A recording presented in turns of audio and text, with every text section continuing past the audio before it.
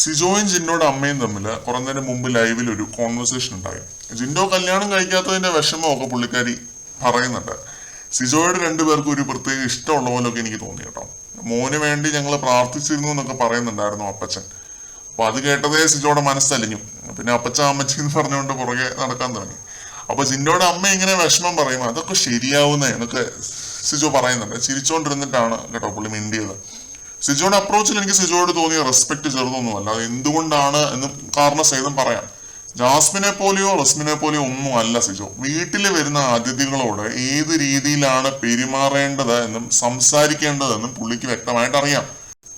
നിങ്ങളൊന്ന് ഓർത്തു നോക്കണം, ജാസ്മിനോടും റസ്മിനോടും സംസാരിച്ച് കഴിഞ്ഞിട്ടാണ് സിജോയോട് അമ്മച്ചി സംസാരിക്കാൻ വന്നിരുന്നത്. എന്നുവെച്ചാൽ അവരോട് സംസാരിച്ച് അവരുടെ ആറ്റിറ്റ്യൂഡ് സഹിക്കുക വയ്യാഞ്ഞിട്ടാണ് അമ്മച്ചി ഇവിടെ ഇരുന്ന് സിജോയോട് മിണ്ടുന്നത്. അപ്പോൾ ഒരു സിറ്റുവേഷൻ അങ്ങനെയാണ് ലൈവിനകത്ത്. ആദ്യം പുറത്താവുന്നതിന് മുമ്പ് ജിൻഡോയുമായിട്ട് ഒരു അടി ഉണ്ടായ സമയത്ത് ജിൻഡോ അമ്മ സെന്റിമെന്റ്സ് പറഞ്ഞ് വോട്ട് മേടിക്കാൻ നോക്കുന്നു എന്ന് പറഞ്ഞ അതേ വ്യക്തി തന്നെ ഇന്ന് പുള്ളിയുടെ അമ്മയുടെ അടുത്ത് നിന്ന് പുള്ളിക്കാരിയെ ആശ്വസിപ്പിക്കുന്നു. അത് സിജോ എന്ന ഗെയിമറും ഇത് സിജോ എന്ന ഹ്യൂമൻ ബീയിങ്ങുമാണ്. 100 ദിവസം കഴിഞ്ഞാല് ഗെയിമിന്റെ കുറ്റബോധം പേറി പുള്ളി ഒരു സെക്കൻഡ് പോലും നടക്കില്ല എന്നാണ് കേട്ടോ എനിക്ക് തോന്നുന്നത്. അതുകൊണ്ടാണ് റെസ്പെക്ട് തോന്നിയെന്ന് ഞാൻ പറഞ്ഞത്. അന്ന് ജിൻഡോയോട് സിജോ അങ്ങനെ പറഞ്ഞപ്പോ നമ്മൾ വിമർശിക്കാൻ മുന്നിൽ തന്നെ ഉണ്ടായിരുന്നു. ഇവൻ ആരടാ വെല്ലോന്റെയും അമ്മയ്ക്ക് വിളിക്കാനായിട്ട് എന്ന് നമ്മൾ വീഡിയോയിൽ പറഞ്ഞിരുന്നു. ആ വിമർശനത്തില് നമ്മൾ ഇന്നും ഉറച്ചു തന്നെ നിൽക്കുന്നു.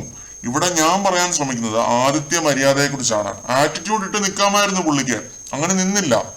പ്രേക്ഷകർക്ക് എന്താണ് തോന്നുന്നതെന്ന് കമന്റ് സെക്ഷനിൽ പറയുക. മറ്റൊരു അപ്ഡേറ്റുമായിട്ട് വീണ്ടും കാണാം.